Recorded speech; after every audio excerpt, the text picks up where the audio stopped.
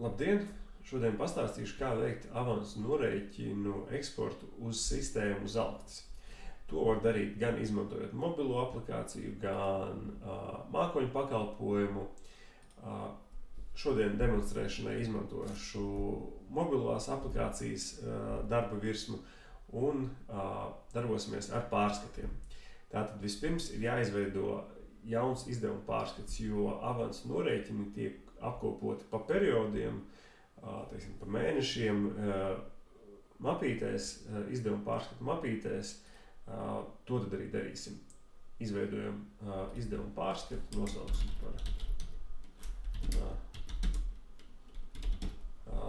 nosaucam pārskatu vēlamā nosaukumā, un šajā brīdī varam vienot tam klāt dokumentus.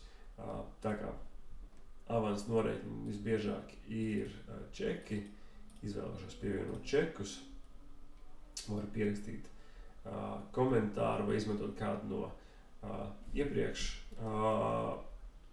lietotajiem komentāriem.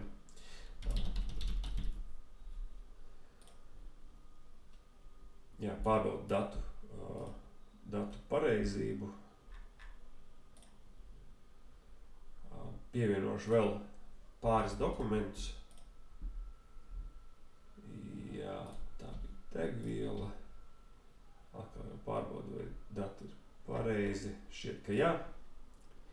Pievienosim vēl vienu dokumentu.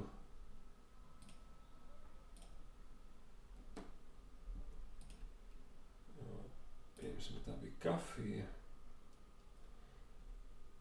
Šeit redzu, ka robots nav pareizi nolasījis PVN likmi un summu, tādēļ izlabosim to.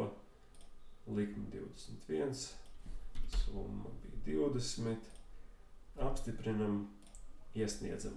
Kad visi dokumenti pārskatam ir pievienoti, varu spiest iesniegt pārskatu, apstiprināt savu izvēli, un šajā brīdī uz manu e-pastu tiek nosūtīts paziņojums, kas satur divus failus. Viens no šiem failiem būs PDF formāta atskaite. Tad PDF formāta atskaite, kurā būs arī dokumentu fotoattēli. Otrs fails būs CSV formātā fails, kuru nepieciešams būs importēt Zalktis sistēmā. Kad tas ir lejupielādēts, dodamies uz Zalkti, žurnāls virsgrāmata, avansa norēķini un spiežam jauns.